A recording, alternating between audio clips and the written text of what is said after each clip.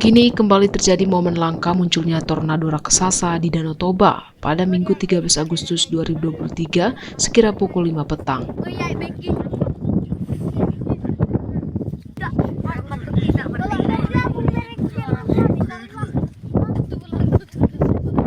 Diperkirakan pusaran tornado raksasa ini berada di titik tengah Danau Toba, wilayah Tarabunga Balige, dan tengah Danau Toba, wilayah Persea, Kabupaten Tobasa.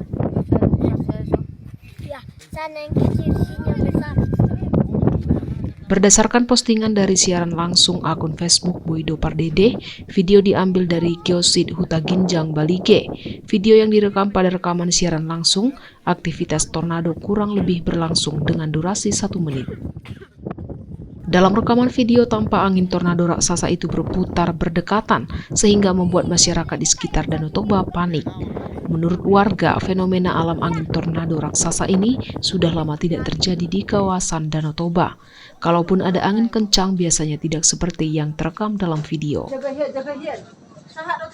Menurut keyakinan masyarakat setempat, melihat dari sisi kearifan lokalnya, puting beliung ini biasa disebut dengan istilah halisungsung.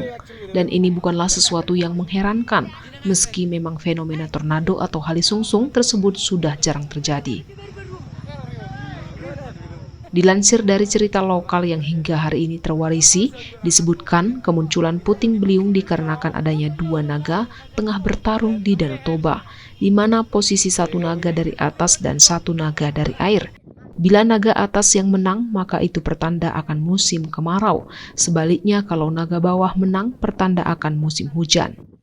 Para tetua dahulu punya ritual menangkal kehadiran mereka di daratan dengan membaca mantra tertentu serta menancapkan sebilah pedang di tanah menghadap puting beliung, sembari mengucapkan mantra tertentu itu.